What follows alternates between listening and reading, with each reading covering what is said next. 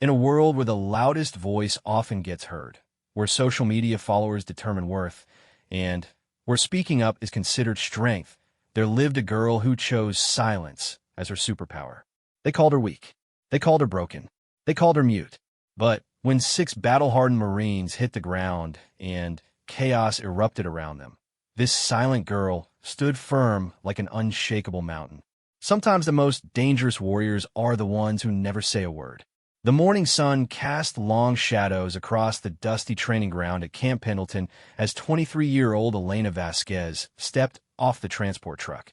Her dark hair was pulled back in a simple ponytail, and her small frame seemed almost fragile next to the towering Marines around her. She carried only a worn duffel bag and a sealed envelope containing orders that would change everything.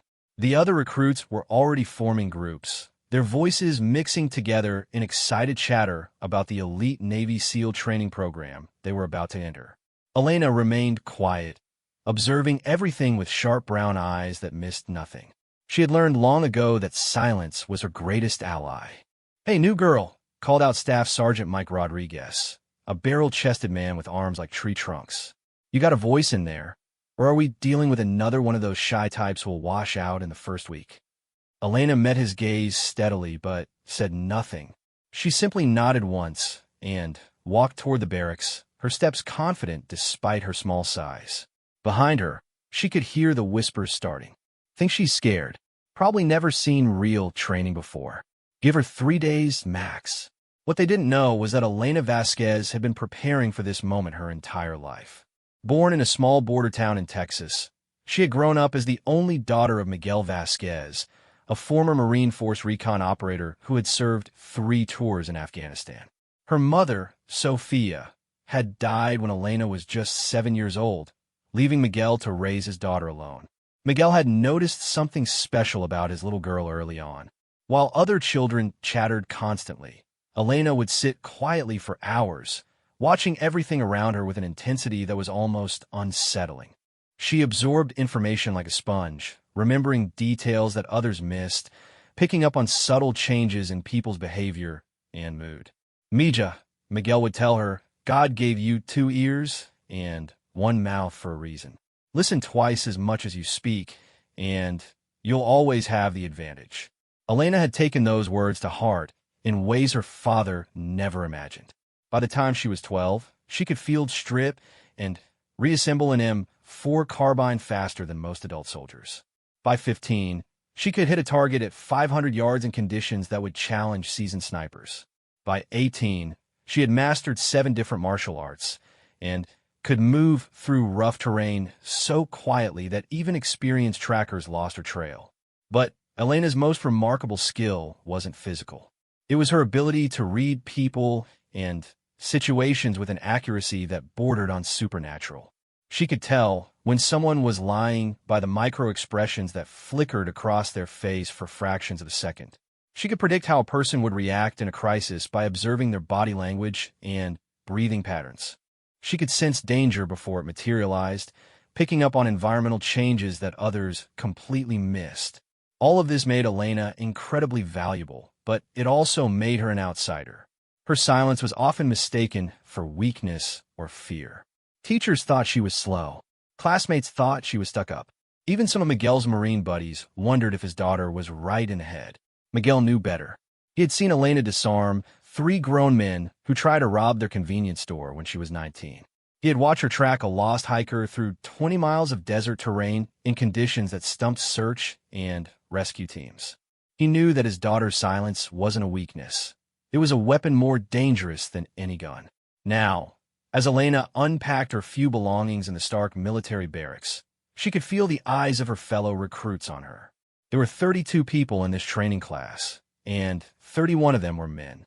Most were Marines, Rangers, or Special Operations veterans looking to earn the coveted Navy SEAL trident.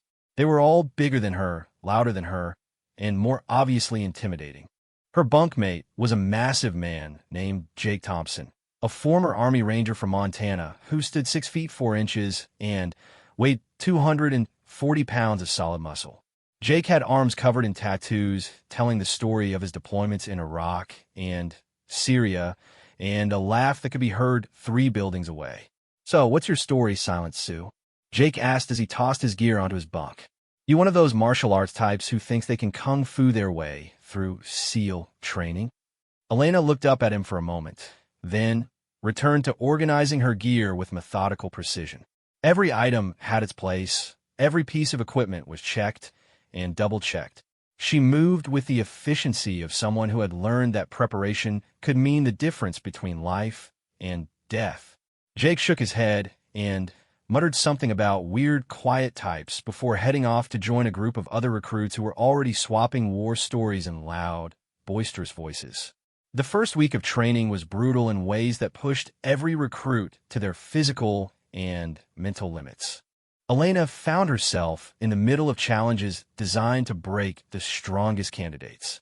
The instructors, led by Master Chief Petty Officer Daniel Crusher Kowalski, seemed particularly interested in testing her resolve. "Vasquez," Crusher would bellow during the endless runs in soft sand. "You sure you're in the right program? Maybe you'd be happier in the Coast Guard." Elena would simply maintain her pace, her breathing steady and controlled even when larger men around her were gasping for air. She never complained, never asked for easier treatment, and never showed any sign that the instructor's psychological pressure was affecting her. During hand-to-hand combat training, Elena was paired against opponents who outweighed her by 60 pounds or more.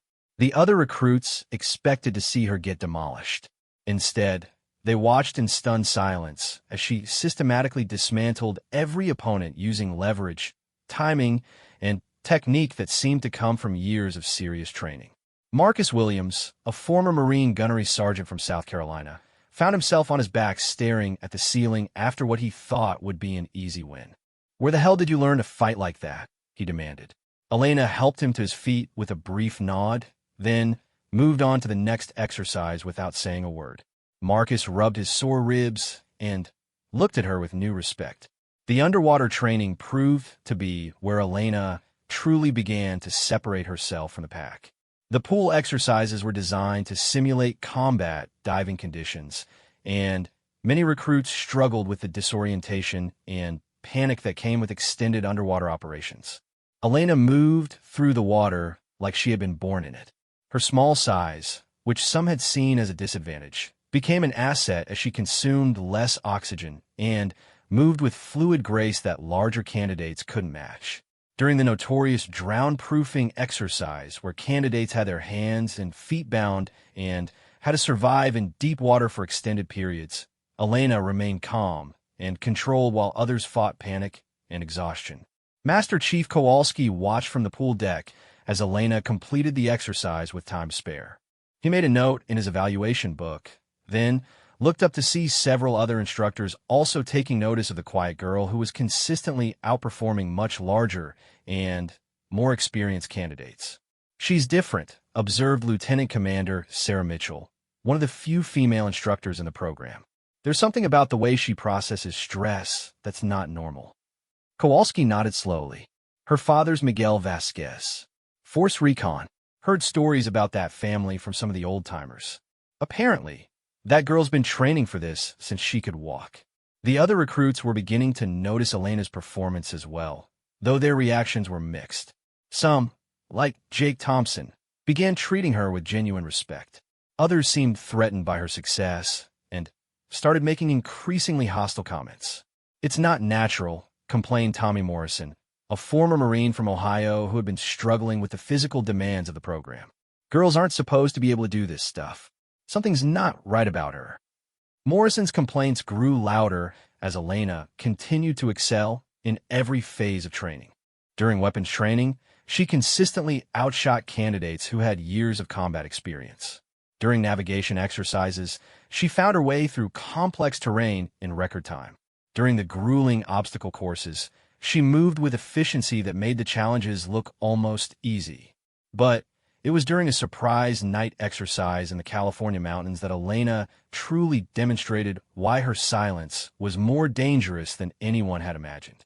The entire class had been dropped in rough terrain with minimal equipment and orders to reach a specific location within 12 hours. Most recruits approached the challenge with typical military enthusiasm, moving quickly and talking constantly as they tried to coordinate their efforts. Elena took a different approach. She spent the first 30 minutes simply observing the terrain, the weather conditions, and the behavior of her fellow candidates. She noticed things others missed: the wind patterns that would affect sound travel, the animal tracks that indicated water sources, the subtle changes in vegetation that suggested easier routes through the mountains.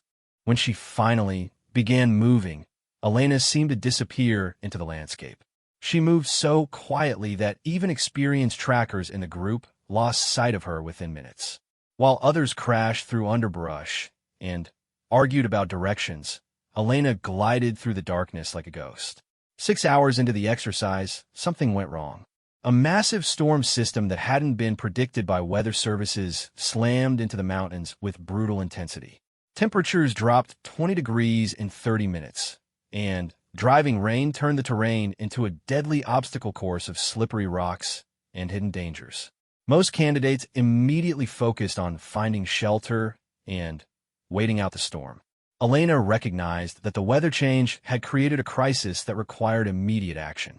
Using skills her father had taught her about reading terrain and weather patterns, she realized that several of her fellow candidates were in immediate danger from flash floods that would soon be roaring through the low-lying areas where they had taken shelter. What happened next would become legend among the SEAL training staff. Moving through the storm with speed and precision that seemed impossible in the conditions, Elena reached the endangered candidates just as walls of water began surging through the canyon systems. One by one, she guided them to higher ground, using hand signals and physical cues to communicate in the howling wind and rain. Tommy Morrison, who had spent weeks questioning Elena's abilities, found himself being dragged up a steep rock face by the same small girl he had dismissed as weak. "How did you know?" he shouted over the storm as they reached safety.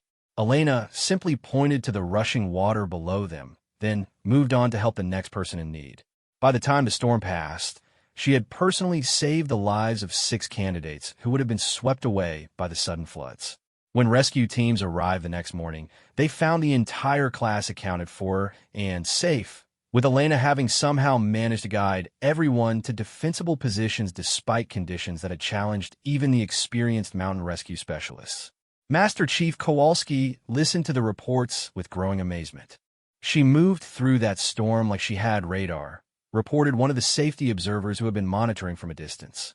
"We couldn't even see her half the time, but she seemed to know exactly where everyone was and exactly how to get them out of danger." The incident changed everything for Elena and her fellow candidates. The men who had questioned her abilities now looked at her with something approaching awe. The instructors began paying closer attention to her methods, trying to understand how someone so small and quiet could consistently outperform much larger and more experienced operators. Jake Thompson cornered Elena later that day as she methodically cleaned her gear. "I owe you an apology," he said quietly. "I thought your silence meant you were weak or scared. I was wrong." Elena looked up at him with those sharp brown eyes that seemed to see everything. For a moment, Jake thought she might actually speak. Instead, she simply nodded once and handed him a cup of coffee that was exactly the way he liked it, something she had somehow observed and remembered despite never having a conversation with him about it. As the weeks continued, Elena's legend grew among both the candidates and the instructors. Her performance wasn't just impressive, it was unprecedented. She seemed to anticipate challenges before they were announced, adapt to new situations faster than candidates with years more experience, and solve problems that stumped entire teams of special operations veterans. But, perhaps most remarkably, Elena's presence seemed to make everyone around her better. Candidates who had been struggling began improving dramatically when they were paired with her for exercises. Teams that included Elena consistently outperformed groups with more individually talented members. Lieutenant Commander Mitchell began studying Elena's methods more closely. "It's not just that she's good," Mitchell explained to Kowalski during one of their evening briefings. "It's that she makes everyone else better too. She sees things they miss, anticipates problems they don't consider, and somehow communicates all of this without saying a word." Kowalski nodded thoughtfully. Her father used to be the same way. Miguel Vasquez was legendary in force recon for being able to keep entire squads alive in situations that should have killed them all. Apparently, the apple didn't fall far from the tree. As Elena's first phase of training neared completion, word began spreading through the wider Navy SEAL community about the silent girl who was redefining what it meant to be an elite operator. Senior chiefs who had trained thousands of candidates were calling her performance supernatural. Combat veterans who had served multiple tours were studying her methods, trying to understand how someone who never spoke could communicate so effectively. But Elena remained focused only on the training, pushing herself harder each day and learning everything she could from every challenge. She knew that the real tests were still ahead, and that earning the SEAL Trident would require even more from her than she had already given. What none of them realized was that Elena's silence wasn't just a personal choice or a result of her upbringing. There was a reason why she rarely spoke, a secret that even her father didn't fully understand. Elena Vasquez was born with a neurological condition that made her brain process information differently than other people. While most individuals could only focus on a few things at once, Elena's mind constantly absorbed and analyzed dozens of data streams simultaneously. She could track the heart rates of everyone in a room by listening to subtle changes in their breathing. She could predict weather changes hours in advance by sensing atmospheric pressure shifts that others couldn't detect. She could read micro-expressions and body language with accuracy that surpassed the best trained psychologists. But this extraordinary ability came with a cost. The constant flood of information was overwhelming, and Elena had learned that speaking disrupted her ability to process everything effectively. Silence wasn't just a choice for her. It was necessary for her to function at the superhuman level that was already becoming her trademark. As Elena prepared for the next phase of training, she could sense changes in the attitudes of everyone around her. The skeptical whispers had been replaced by respectful discussions of her techniques. The hostile comments had turned into requests for advice. The instructors who had tried to break her now watched her with professional admiration. But Elena knew that her real challenges were just beginning. The advanced phases of SEAL training would test not just her physical and mental capabilities, but her ability to lead and operate as part of elite teams under the most extreme conditions possible. She would need every advantage her unique abilities could provide, and even that might not be enough. Standing at the window of her barracks that night, Elena looked out at the ocean that would soon become the site of her most brutal tests. Tomorrow would bring new challenges, new obstacles, and new opportunities to prove that sometimes the most dangerous warriors are the ones who never need to say a word. The other candidates were already asleep, exhausted by another day of grueling training. But Elena remained awake, her mind processing the events of the day and preparing for what was to come. She thought about her father's words about listening more than speaking, and she thought about the 6 candidates whose lives she had saved during the storm. They had called her mute. They had underestimated her because of her silence.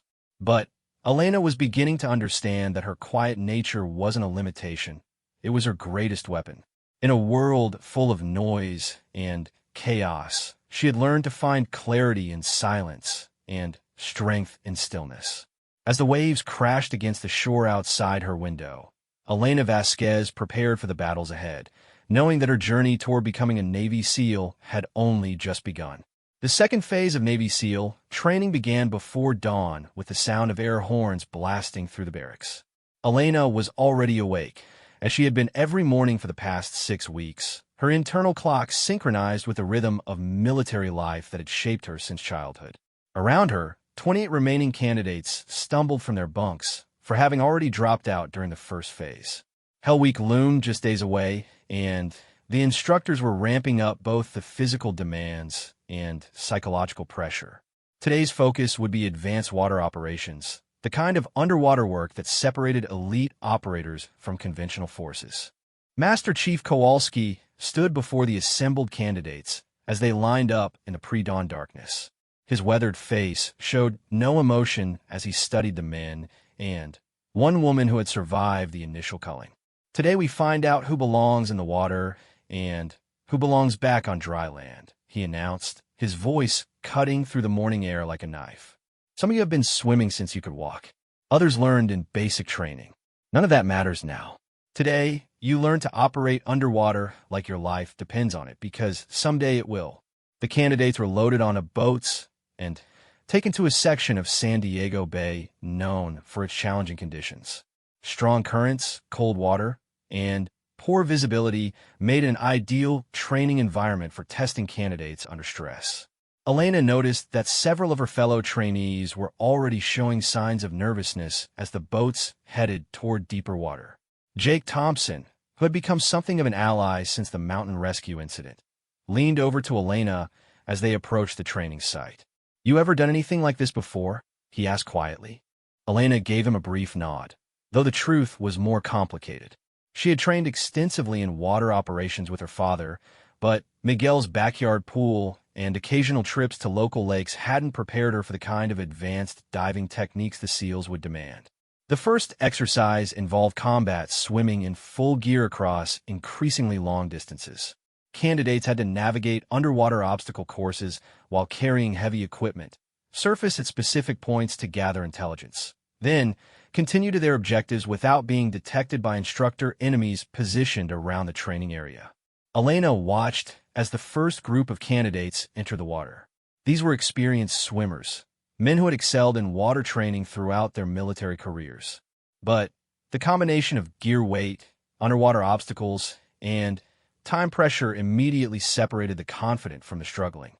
Marcus Williams, the former Marine gunnery sergeant who had learned to respect Elena's fighting skills, surfaced halfway through his course, gasping for air and clearly disoriented.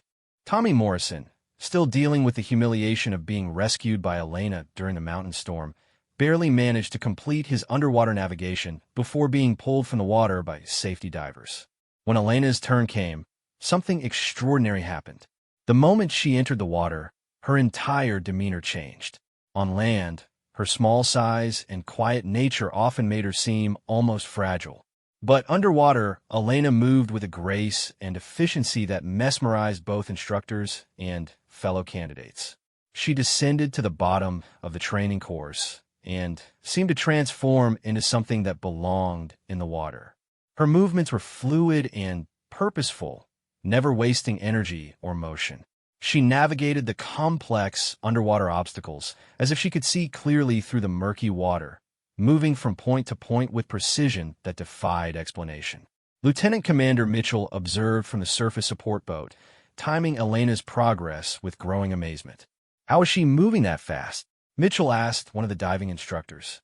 Petty Officer First Class Rodriguez, a veteran dive instructor with 15 years of experience, shook his head in disbelief.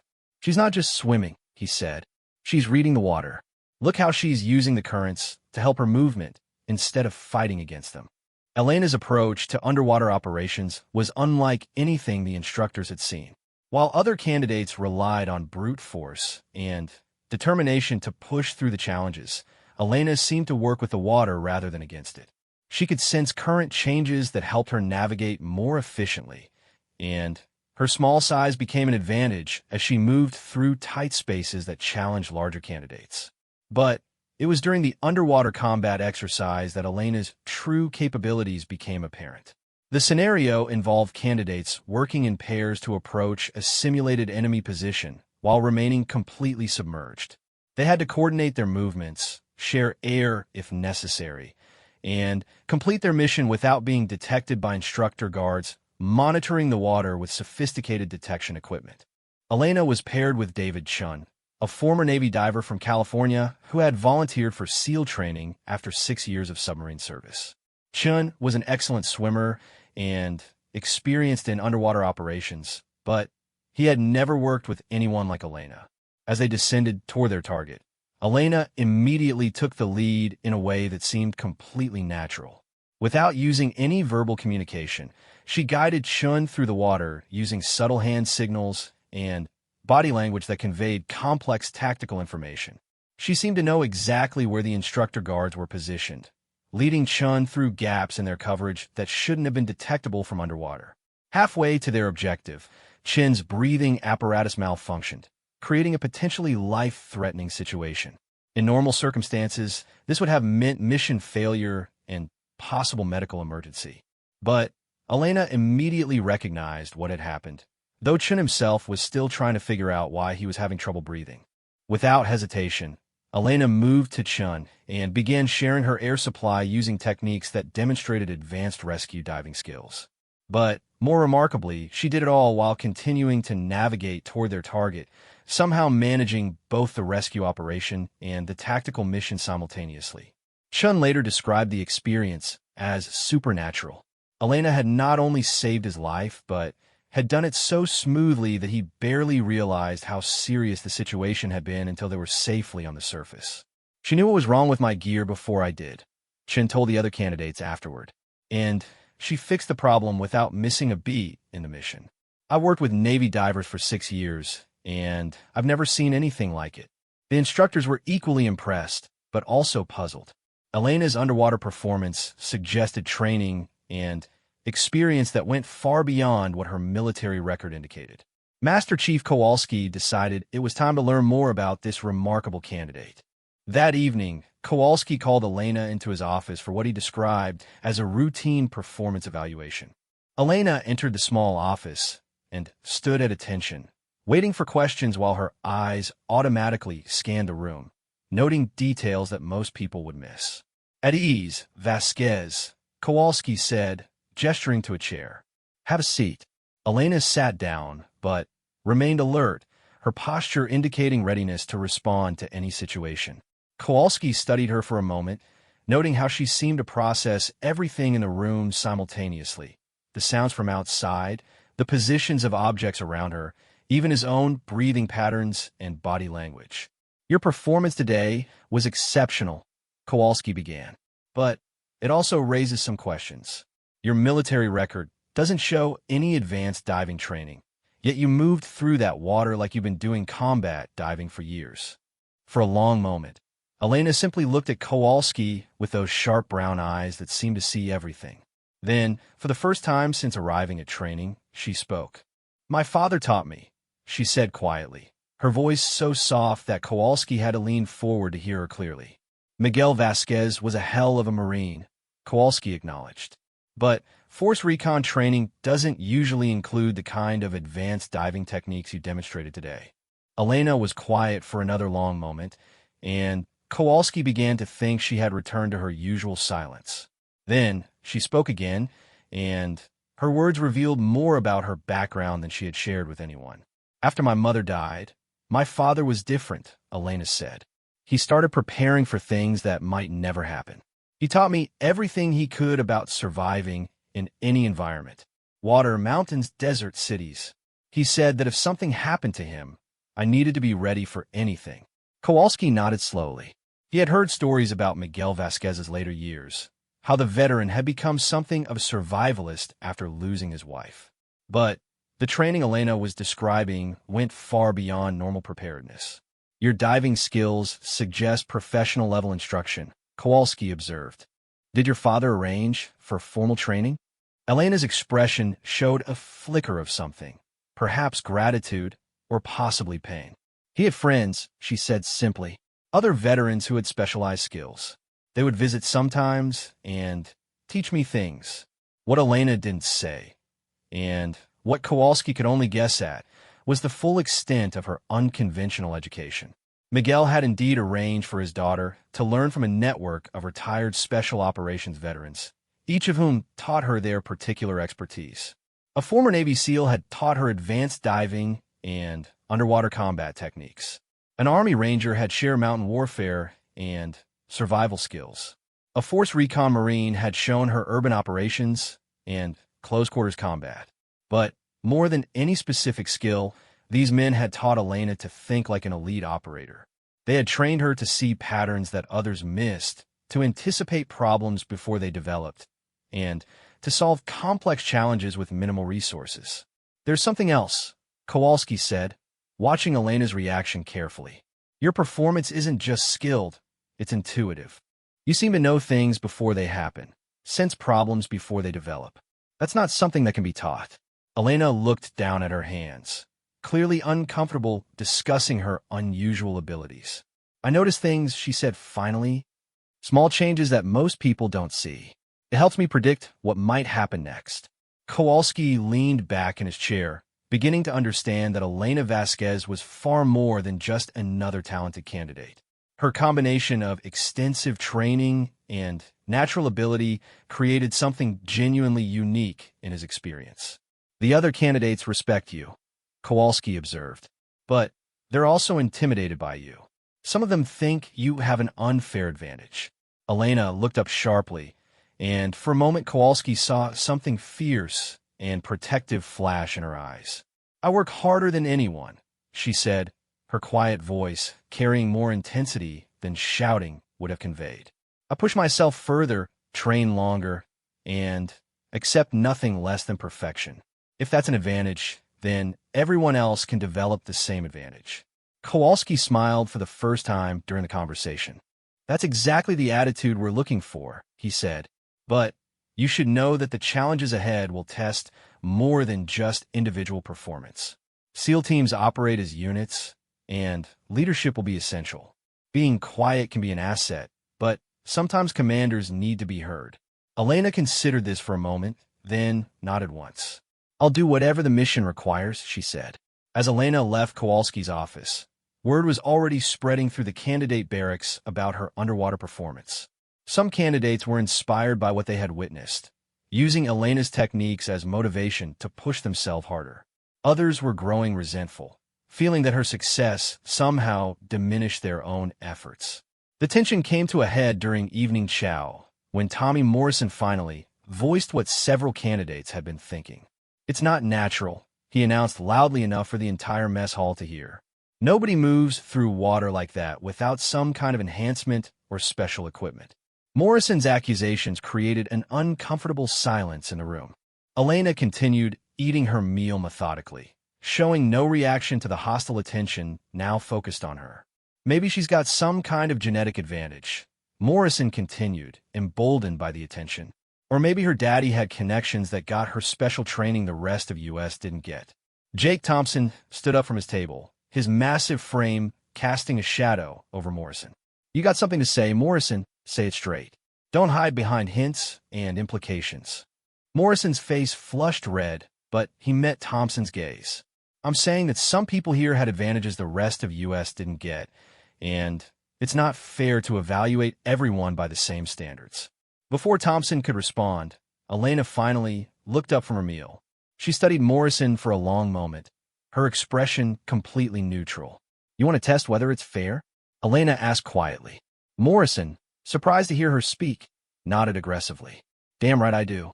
Elena stood up slowly, her small frame seeming almost fragile compared to Morrison's bulk. Tomorrow's free swim period, she said. Same course we ran today. You and me head-to-head. No guide, no advantages. Just swimming. Morrison's confidence faltered slightly as he realized what he had gotten himself into. Fine, he said after a moment. But when I beat you, I want everyone to admit that this whole supernatural swimmer thing is just hype. Elena nodded once, then returned to her meal as if nothing had happened. But around the mess hall, candidates were already discussing the challenge and placing informal bets on the outcome. The next day's free swim period drew an unusually large crowd of candidates and instructors. Word had spread about the confrontation, and everyone wanted to see how the quiet girl would handle direct competition against a larger, more aggressive opponent. Morrison spent the morning talking up his chances, reminding anyone who would listen about his collegiate swimming background and his performance in Marine Corps water training. Elena remained silent, going through her normal equipment preparation routine with the same methodical precision she brought to everything. When the time came for the race, both candidates entered the water at the designated starting point. The course would take them across a quarter-mile section of bay, around a series of marker buoys, and back to the starting platform. Morrison took an early lead, using powerful strokes to pull ahead of Elena's smaller frame. For the first few hundred yards, it looked like his confidence might be justified. But gradually something began to change. While Morrison maintained his aggressive pace, Elena seemed to settle into a rhythm that looked almost effortless. She moved through the water with fluid efficiency, her strokes coordinated with breathing patterns that suggested remarkable conditioning. More importantly, she was using the bay's natural conditions to her advantage in ways that Morrison didn't understand. By the halfway point, Elena had closed the gap. By three-quarters distance, she had taken the lead. And, in the final stretch, she pulled away from Morrison with a burst of speed that left the watching crowd stunned. Elena finished the course a full 30 seconds ahead of Morrison, and she emerged from the water looking like she could immediately swim the course again. Morrison, meanwhile, was gasping for breath and clearly exhausted. As Elena toweled off, Morrison approached her with an expression that mixed frustration and grudging respect. "Ow," he asked simply. Elena looked at him for a moment, then seemed to make a decision about sharing something important. "You were fighting the water," she said quietly. "I was working with it. You can teach yourself to do the same thing, but it takes practice." Morrison nodded slowly, some of his hostility fading as he began to understand that Elena's advantages came from training and technique rather than unfair benefits. But not everyone was satisfied with that explanation. Later that evening, Elena overheard a group of candidates discussing her performance in terms that suggested they thought she might be using performance-enhancing drugs or receiving special assistance from instructors. The accusations hurt more than Elena was willing to admit.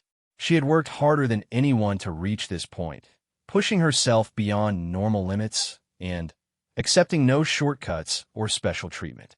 The suggestion that her success was somehow artificial or unearned felt like an attack on everything she had sacrificed to be here. That night, Elena made a decision that would change the dynamic of her SEAL training experience. Instead of continuing to ignore the whispers and accusations, she would demonstrate once and for all that her abilities were the result of preparation, dedication, and natural talent working together. Hell Week was just days away, and Elena knew that the most brutal phase of SEAL training would provide the ultimate test of every candidate's capabilities. She began preparing for challenges that would push everyone to their absolute limits, and she planned to meet those challenges in ways that would silence her critics forever. But Elena also sensed that bigger tests were coming, challenges that would require more than just individual excellence. The whispered conversations she overheard around the base suggested that international tensions were rising, and that the Navy was accelerating SEAL training programs to meet growing operational demands. As Elena prepared her gear for another day of training, she reflected on her father's words about being ready for anything. Miguel had prepared her for physical challenges and taught her advanced skills, but he had also instilled in her a deeper understanding of what it meant to serve something larger than herself. Elena Vasquez had come to SEAL training to prove that she belonged among America's elite warriors. But she was beginning to understand that earning the SEAL trident would be just the beginning of a journey that would test everything she had learned and everything she was capable of becoming. The silent girl who had once been dismissed as weak was preparing to face the ultimate trial by water, fire, and combat. And when that trial came, she would be ready.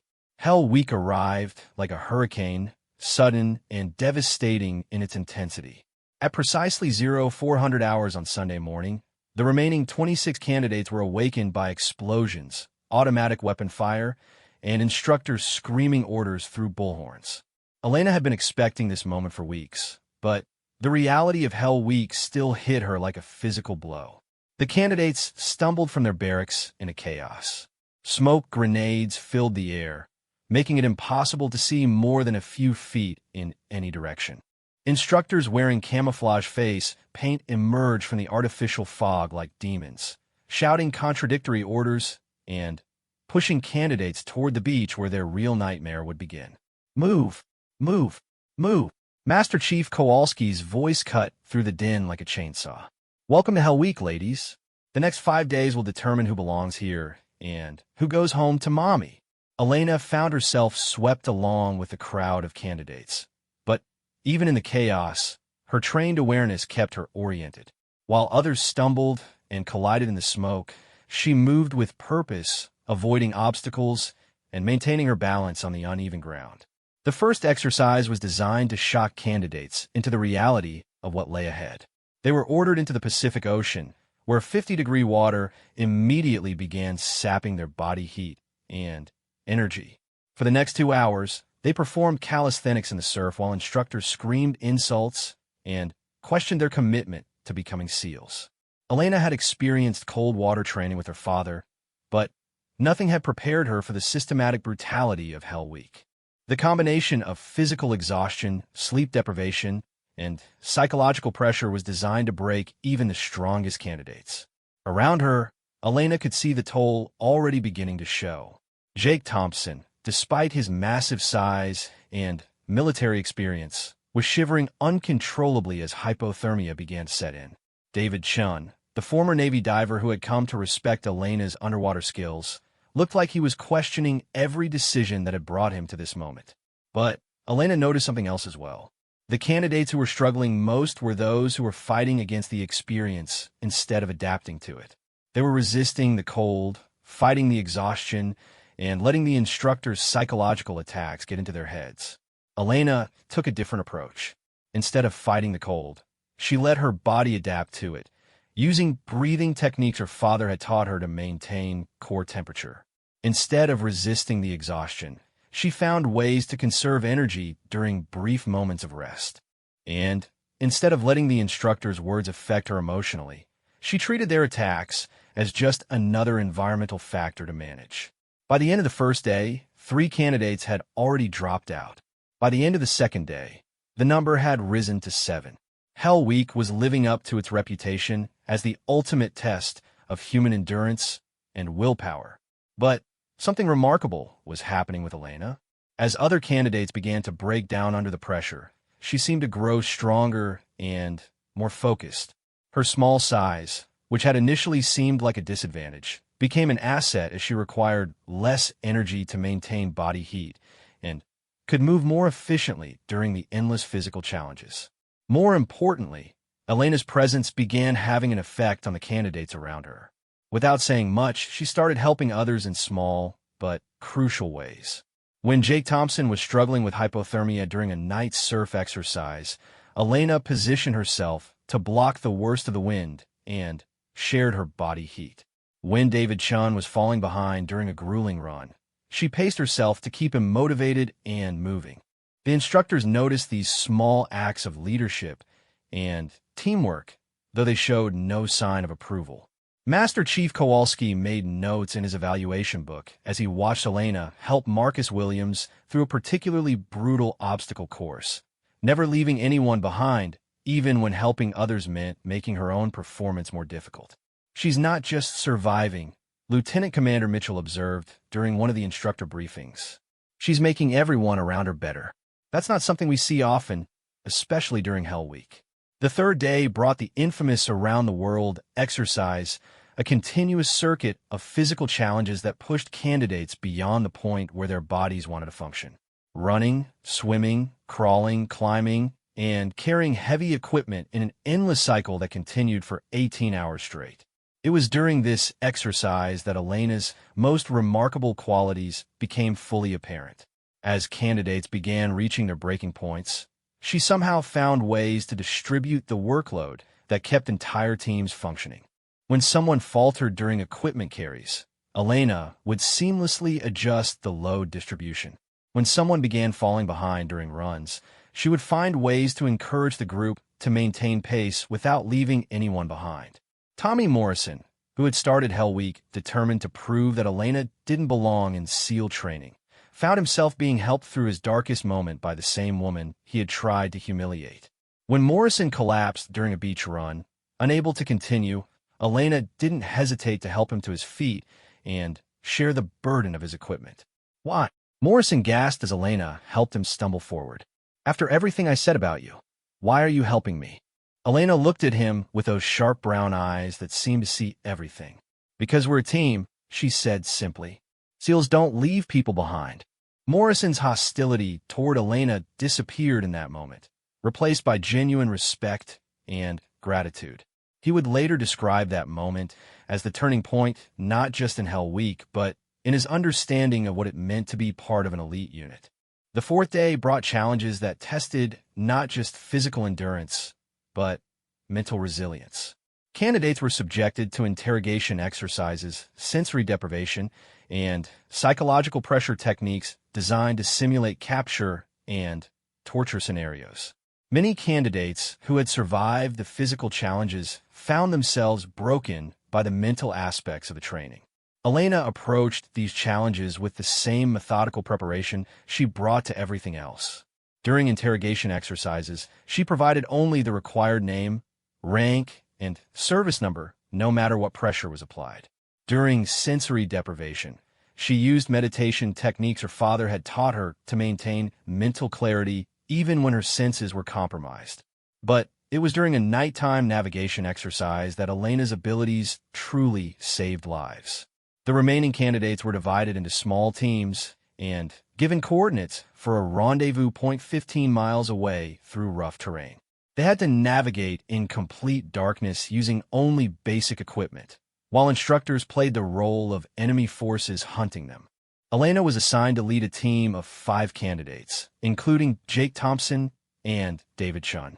The terrain was treacherous, steep hills, thick brush, and unstable ground that made movement dangerous even in daylight. In darkness, with exhausted and disoriented team members, it became potentially deadly. What none of the candidates knew was that the instructors had deliberately provided coordinates that would lead them into a dangerous area where previous training accidents had occurred. It was designed as a test of leadership and decision-making under extreme pressure. Elena studied the map coordinates for only a few moments before recognizing the problem. The provided route would take them through an area her father had warned her about during their training in similar terrain. Miguel had taught her to read topographical maps like most people read books, and she could see that the official route would lead them into a box canyon with unstable rock formations. Without explaining her reasoning to the team, Elena chose a different route that would add 2 hours to their journey, but avoid the dangerous terrain. Jake Thompson questioned the decision, pointing out that they were already behind schedule and that following Elena's route might mean failing the exercise. "Trust me," Elena said quietly, her voice carrying conviction that made arguing seem pointless. For the next 6 hours, Elena led her team through some of the most challenging terrain any of them had ever encountered. She seemed to navigate by instinct, finding paths through the darkness that avoided both dangerous ground and the instructor-enemy patrols hunting them. When they finally reached the rendezvous point, they found chaos waiting for them. 2 other teams had followed the provided coordinates and had been caught in a rock slide in the box canyon Elena had avoided. 3 candidates were seriously injured, and emergency medical teams were working to evacuate them from the unstable terrain. Master Chief Kowalski was coordinating the rescue efforts when Elena's team arrived. He looked up from his radio communications and stared at Elena with an expression that mixed relief and amazement. "How did you know?" Kowalski demanded. "How did you know to avoid that area?" Elena met his gaze steadily. "The coordinates didn't match the terrain features on the map," she said simply. "The route would have led us into a trap." What Elena didn't say was that her decision had been based on more than just map reading. Her enhanced sensory awareness had detected subtle environmental cues, changes in air currents, sound patterns, and even seismic vibrations that had warned her about the unstable geology of the box canyon. Kowalski studied Elena for a long moment, then nodded slowly. "Good call," he said. "You probably saved your team's lives." The incident with the rock slide became a turning point in how the instructors viewed Elena. Her performance had moved beyond impressive individual achievements to genuine leadership under life-threatening conditions. She had demonstrated the kind of tactical thinking and protective instincts that define the best SEAL operators. The final day of Hell Week brought the traditional culminating exercise, a complex multi-phase operation that combined all the skills and challenges candidates had faced throughout the week. Teams had to conduct amphibious infiltration, navigate hostile territory, complete reconnaissance objectives, and extract successfully while being hunted by instructor opposition forces. Elena found herself appointed as the overall mission commander for the remaining 18 candidates, a responsibility that required coordinating multiple teams while managing complex logistics under extreme pressure. It was exactly the kind of leadership test she had been preparing for her entire life. The mission began before dawn with teams infiltrating from the ocean using inflatable boats in rough surf conditions. Elena had studied the weather patterns and tide charts, timing the insertion to take advantage of natural conditions that would provide concealment while minimizing exposure to dangerous waves.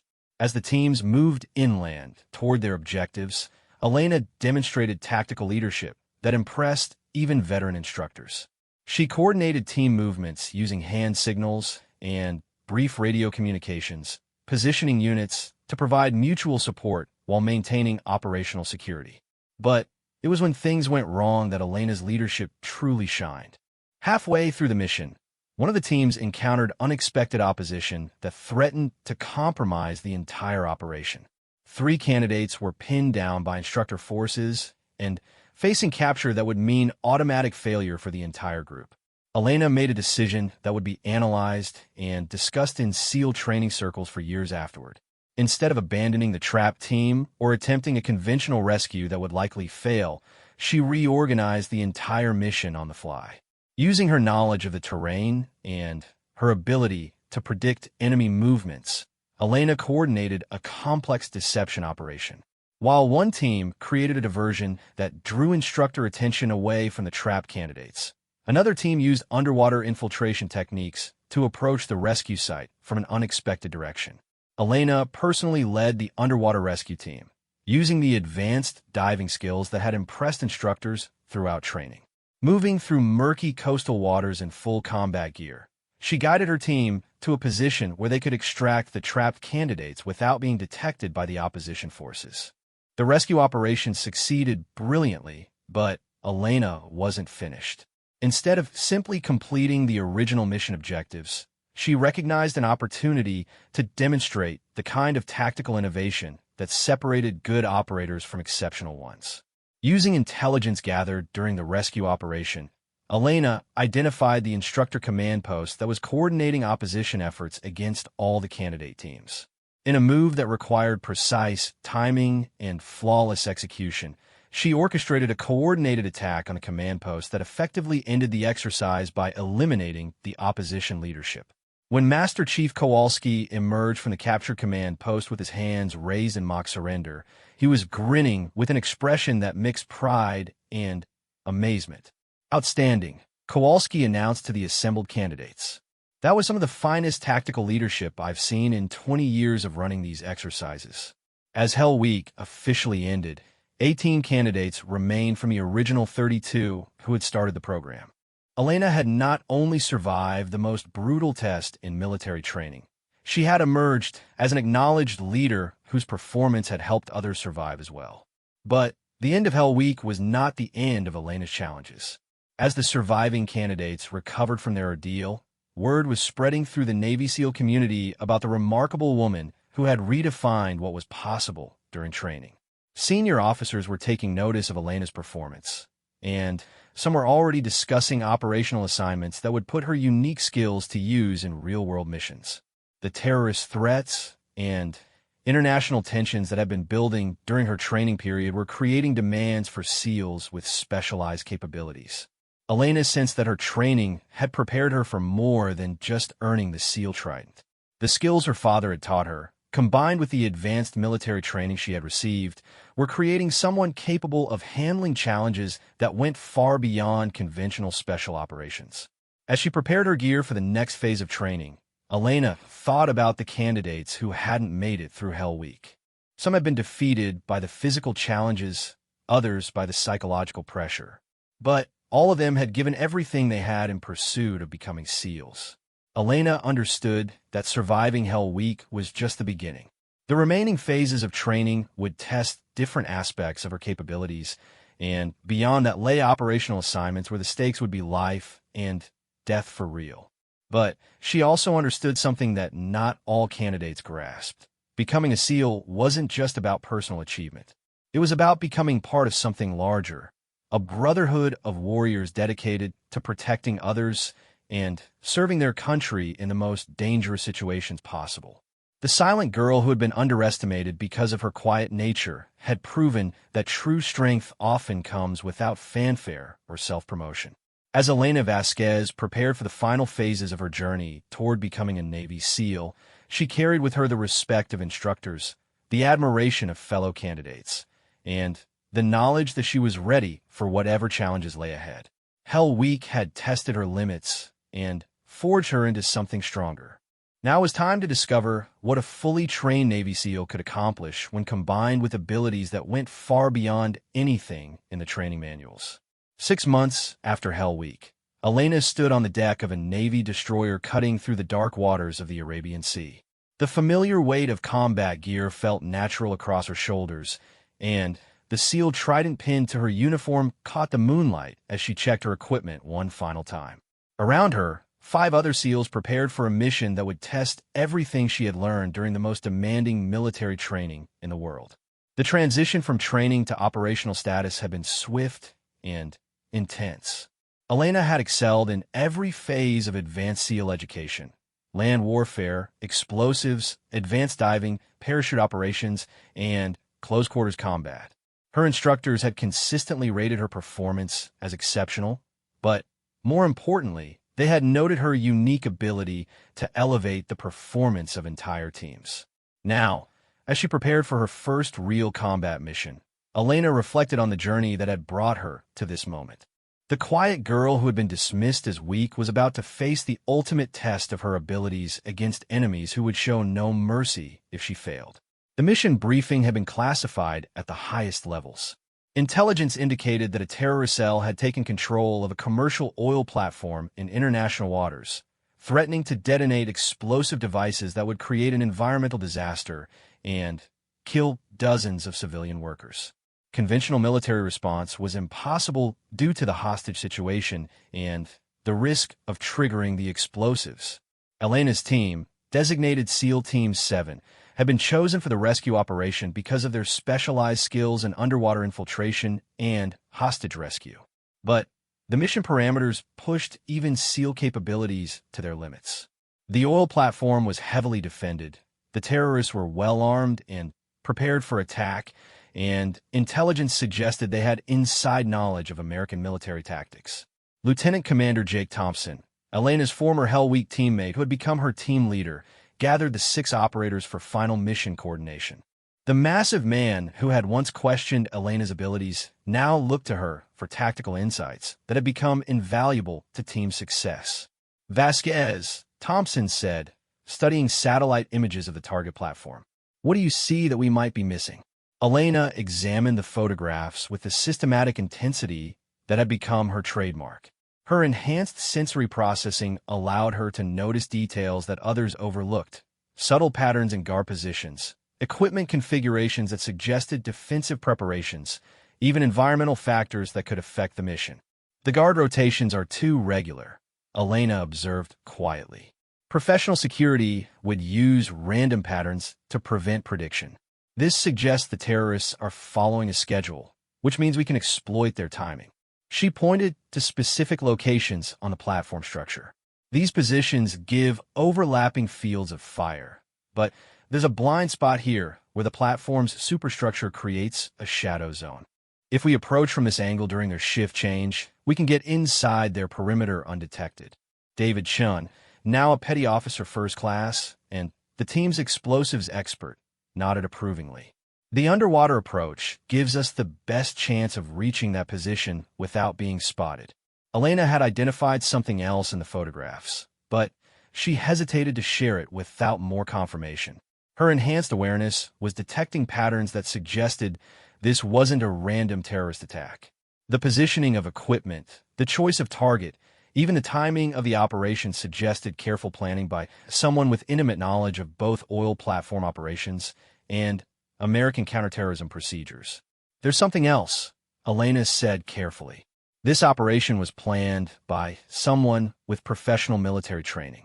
The defensive positions, the choice of explosives placement, the hostage arrangements, it's too sophisticated for a typical terrorist cell. Master Chief Petty Officer Marcus Williams, who had become Elena's closest friend and mentor since their training days, studied her expression carefully. "You think we're walking into a trap?"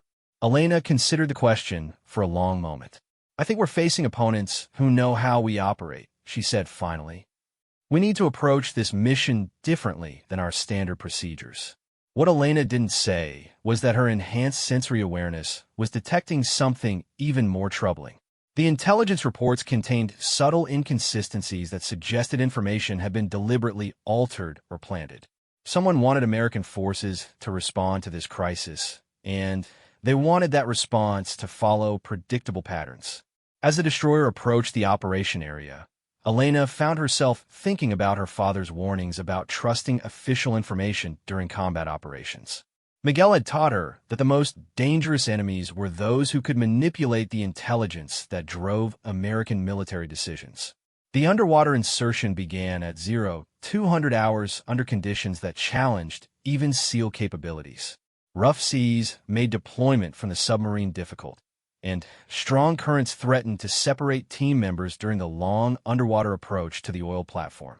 Elena led the underwater navigation, using skills that continued to amaze her teammates. In water so murky that visibility was measured in inches rather than feet, she guided the team through a complex route that avoided both natural obstacles and the sonar detection equipment the terrorists had deployed around the platform. But as they approached their target, Elena's enhanced awareness began detecting anomalies that confirmed her worst fears.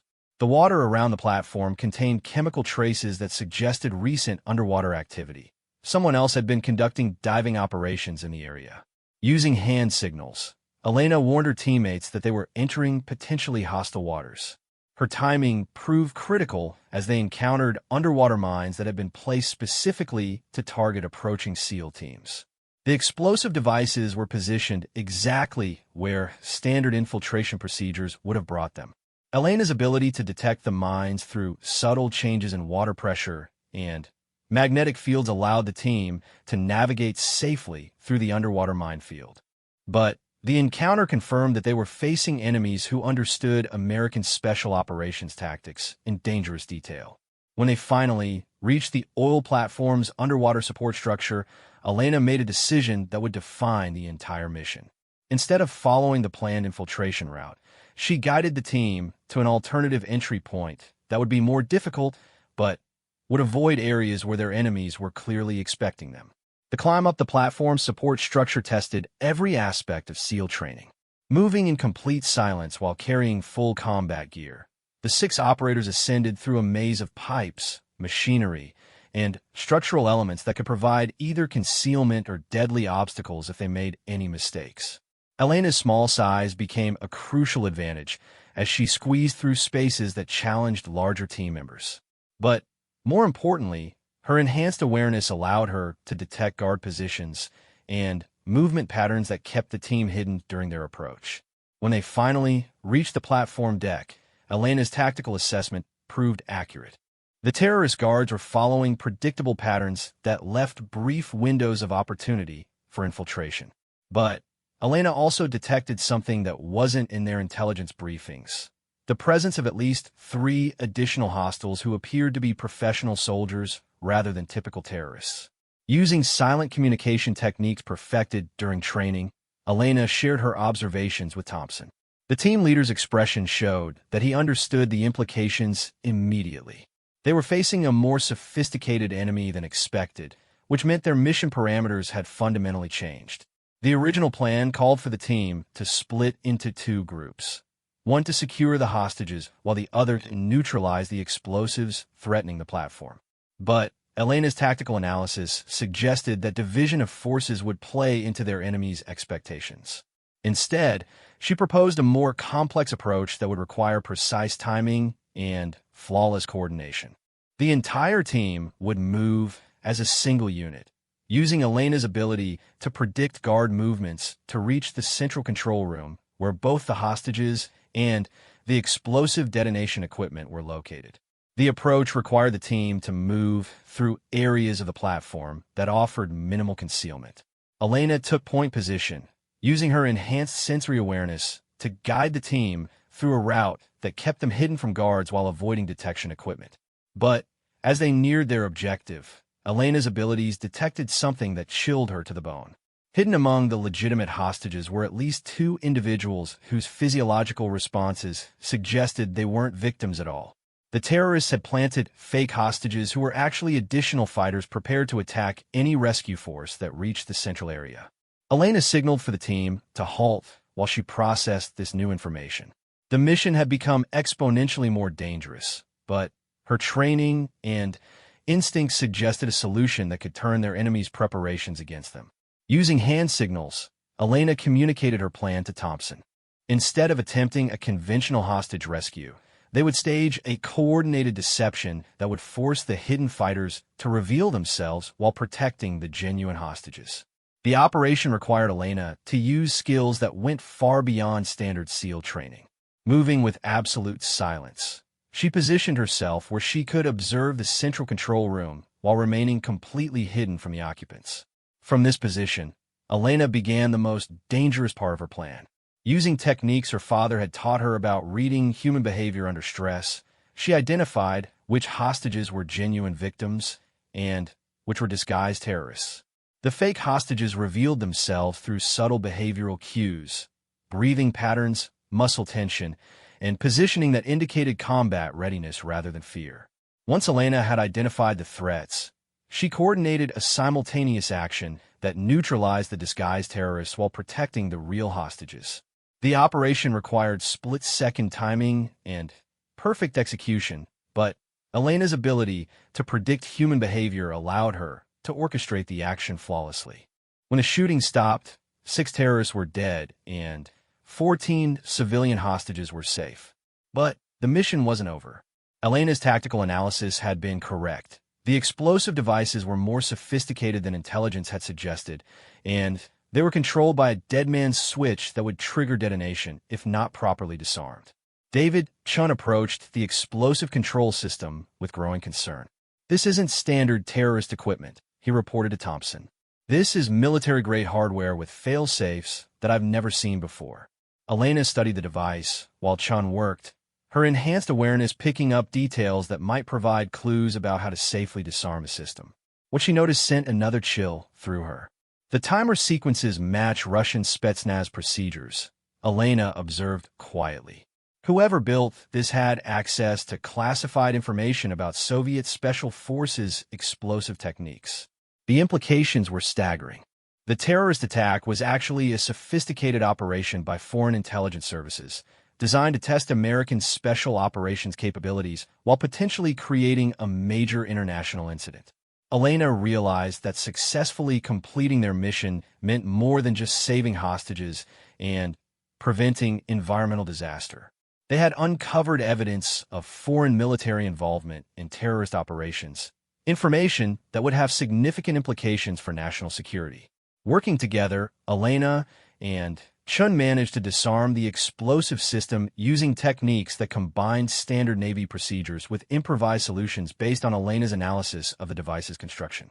But even as they worked, Elena's enhanced awareness detected new problems developing. The platform's emergency radio systems have been activated, broadcasting distress signals that would soon bring civilian rescue vessels and international observers to the area. If foreign agents had orchestrated this crisis, they would want evidence of American military involvement to support whatever larger operation they were conducting. Elena realized that their extraction had become as critical as the rescue mission itself. If they were detected leaving the platform by foreign intelligence services, it could create diplomatic complications that would compromise American interests in the region. Using her tactical assessment skills, Elena developed an extraction plan that would get the SEAL team off the platform without being detected by the various forces that were converging on the area. The plan required precise timing and coordination with their submarine support, but it offered the best chance of maintaining operational security. As the team prepared for extraction, Elena took a moment to study the evidence they had gathered about foreign involvement in the operation. The sophistication of the planning, the knowledge of American procedures, and the quality of equipment suggested they had uncovered something much larger than a simple terrorist attack. The underwater extraction proved as challenging as the infiltration had been. Rough seas and increased boat traffic around the platform created additional hazards, while the team's extended time in combat had depleted their physical reserves. But Elena's navigation skills, and her ability to predict ocean conditions guided the team safely back to their submarine rendezvous. As they were recovered by Navy divers, Elena reflected on a mission that had tested every aspect of her training and abilities. The silent girl who had been underestimated during SEAL training had just completed one of the most complex special operations missions in Navy history. She had saved 14 hostages, prevented a major environmental disaster, and uncovered evidence of foreign intelligence operations that would require high-level government attention. But Elena understood that this mission was just the beginning of her operational career. The skills her father had taught her, combined with the elite training she had received, had created capabilities that the Navy would need for increasingly complex challenges. As the submarine headed back toward friendly waters, Elena prepared her mission report while processing the lessons learned from her first real combat operation. She had proven that her quiet nature and enhanced abilities made her exceptionally effective in situations that required precision, analysis, and tactical innovation. The SEAL trident on her uniform now carried the weight of operational experience, but Elena knew that earning respect in combat was an ongoing process that would be tested with every mission. She was ready for whatever challenges lay ahead, knowing that her unique combination of training and natural ability made her a valuable asset for protecting American interests around the world. 2 years after her first combat mission, Elena Vasquez stood before the Secretary of the Navy in a Pentagon briefing room, preparing to receive an honor that no woman had ever earned before. The Distinguished Service Cross lay in its presentation case, the nation's second-highest military decoration gleaming under the fluorescent lights as cameras captured the historic moment. Elena's journey from the quiet girl dismissed as weak to one of America's most decorated special operations warriors had been marked by 17 successful missions across 3 different theaters of operation. She had rescued hostages from terrorist strongholds, gathered intelligence behind enemy lines, and led operations that had prevented multiple attacks on American interests worldwide. But today's ceremony represented more than just personal achievement. Elena's success had opened doors for women in special operations and had proven that the most dangerous warriors often came in unexpected forms. Her reputation had spread throughout the military community, where she was known simply as the Silent Warrior, the SEAL who could accomplish impossible missions without ever raising her voice. As Secretary Patricia Morrison prepared to pin the medal on Elena's uniform, she spoke words that would be remembered in military history. Petty Officer Vasquez represents the evolution of American special operations, Morrison announced to the assembled audience of senior officers and media representatives. Her tactical innovations, leadership under extreme pressure, and unwavering commitment to mission success have redefined what we consider possible in the field of special operations. Elena stood at attention as the medal was pinned to her uniform, her expression calm and professional despite the significance of the moment. Around the room, she could see faces that had been part of her journey. Jake Thompson, now a lieutenant commander leading his own SEAL team.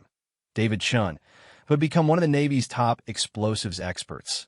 Marcus Williams, who served as a Master Chief Instructor at the Naval Special Warfare Command. But Elena's thoughts were focused on someone who couldn't be present for the ceremony. Miguel Vasquez had passed away 6 months earlier, succumbing to complications from injuries sustained during his military service. Elena's father had lived to see her graduate from SEAL training and complete her first several missions, but he hadn't survived to witness her receiving the nation's highest honors. Before his death, Miguel had shared with Elena the full extent of the network he had built to prepare her for military service. The friends who had taught her specialized skills were actually a carefully coordinated group of retired special operations veterans who had recognized something special in the young girl and had dedicated themselves to developing her potential. "I knew from the time you were 7 years old that you were destined for something extraordinary," Miguel had told Elena during their final conversation. "But I also knew that extraordinary people face extraordinary challenges. Everything I taught you, everything my friends shared with you, was designed to prepare you for a mission that goes beyond any single operation." Elena had understood what her father meant during her most recent assignment, a classified mission that had taken her deep into hostile territory to gather intelligence about emerging terrorist threats.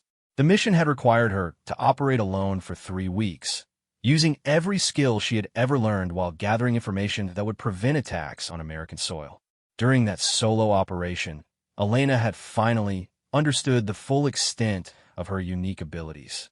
Her enhanced sensory processing, combined with years of elite training, had evolved into something that approached supernatural awareness. She could detect threats before they materialized, predict enemy movements with uncanny accuracy, and process complex tactical situations faster than conventional analysis methods allowed. But, more importantly, Elena had learned that her silence wasn't just a personal characteristic. It was a tactical advantage that made her nearly invisible to enemies who expected American operators to follow predictable patterns. While other special operations forces relied on technology and overwhelming firepower, Elena had mastered the art of achieving objectives through stealth, patience, and surgical precision. The ceremony concluded with Elena receiving congratulations from dozens of senior officers, many of whom wanted to discuss her tactical methods and learn from her experience. But Elena's attention was drawn to a group of young women in military uniforms who had been invited to witness the historic moment. These were candidates and recent graduates from various special operations programs, women who were following the path that Elena had helped create. Their presence reminded Elena that her achievements had meaning beyond personal recognition. Lieutenant Sarah Rodriguez, a recent graduate of Army Ranger School, approached Elena with obvious nervousness. "Ma'am," Rodriguez said, "I wanted to thank you for making this possible. When I was struggling through Ranger training, my instructors would tell us about your performance in SEAL School. It helped me believe that I belonged there." Elena studied the young officer for a moment, seeing something of her own determination in Rodriguez's expression. "The only person who can make you belong somewhere is you," Elena said quietly. "But remember that belonging means more than just proving you can meet the standards. It means making everyone around you better." Similar conversations continued throughout the reception, as Elena found herself serving as an unofficial mentor to women throughout the special operations community. But she also noticed something troubling in some of the discussions. A few officers seemed more interested in the publicity value of her achievements than the tactical innovations she had developed. Elena's enhanced awareness picked up on conversational cues that suggested some senior leaders viewed her success primarily as a public relations opportunity rather than a genuine military asset. The implications concerned her because she understood that her effectiveness depended on operational security and the element of surprise that came from being underestimated by enemies. Later that evening, Elena found herself in a secure conference room at the Pentagon, participating in a classified briefing about emerging national security threats. The presentation covered intelligence about sophisticated enemy operations that suggested foreign powers were developing new methods for challenging American military superiority. "We're seeing evidence of coordinated efforts to study our special operations techniques," briefed Admiral Robert Hayes, commander of Naval Special Warfare Command. "Enemies are specifically targeting our most successful operators, trying to understand their methods and develop countermeasures." Elena listened to the briefing with growing concern. Her own success had been based largely on her ability to operate in ways that enemies didn't expect. If foreign intelligence services were studying American special operations methods, her tactical advantages could be neutralized. Admiral Hayes continued his presentation with information that directly addressed Elena's concerns. "Intelligence suggests that several foreign services have been specifically researching Petty Officer Vasquez's methods," he said, nodding toward Elena. "Her operational success has made her a high-priority target for enemy analysis." The briefing revealed that Elena's missions had been more significant than she had realized. Her tactical innovations hadn't just achieved specific objectives. They had demonstrated capabilities that concerned enemy governments and had triggered efforts to develop countermeasures against American special operations forces. "We need to discuss your next assignment," Admiral Hayes told Elena as the briefing concluded. "The mission we have in mind would utilize your unique skills in ways that could significantly impact national security." The new assignment represented the kind of challenge Elena had been preparing for her entire life. Intelligence indicated that a sophisticated enemy network was planning coordinated attacks on American interests that would require unprecedented special operations response. The mission would combine everything Elena had learned about solo operations, tactical innovation, and unconventional warfare. But the briefing also revealed something that changed Elena's understanding of her own role in national defense. The enemy network they were targeting had specifically studied her previous operations and had developed tactics designed to counter her methods. She would be facing opponents who understood her capabilities and had prepared specifically to defeat them. This is what my father prepared me for, Elena realized as she studied the classified mission parameters. The training Miguel had arranged, the skills she had developed, and even the challenges she had faced during SEAL school had all been preparation for missions that would test her abilities against enemies who understood exactly what she was capable of. Elena's final conversation with her father had included words that now took on new meaning. "Someday you'll face an enemy who knows everything about you," Miguel had warned. "When that day comes, you'll need to become something more than what they expect." As Elena prepared for her most dangerous mission, she understood that her journey had reached a turning point. The quiet girl who had been underestimated because of her silence was about to face enemies who had studied her every move and had developed sophisticated plans to defeat her. But Elena also understood that her father's training had prepared her for exactly this moment. Miguel had taught her that true strength came not from being the strongest or the loudest, but from being the most adaptable. When enemies learned to counter your known capabilities, you had to evolve beyond what they could anticipate. The mission ahead would require Elena to push her abilities beyond anything she had previously attempted. She would need to operate in hostile territory for extended periods, gather intelligence that could prevent major attacks on American soil, and accomplish objectives that conventional special operations methods couldn't achieve. But Elena was ready for the challenge. Her enhanced sensory awareness had continued to evolve. Her tactical skills had been honed through years of successful operations, and her understanding of enemy psychology had been deepened through extensive combat experience. Most importantly, Elena had learned that her silence wasn't a limitation to overcome. It was a weapon that became more powerful the more her enemies tried to understand it. While they studied her past operations and developed countermeasures for known techniques, Elena was already evolving into something they couldn't predict or prepare for. As she prepared her gear for the mission that would define her career, Elena reflected on the journey that had brought her to this point. The girl who had been dismissed as weak had become one of America's most effective special operations warriors. The silence that others had seen as a flaw had become her greatest tactical advantage. But Elena understood that her story was about more than personal achievement.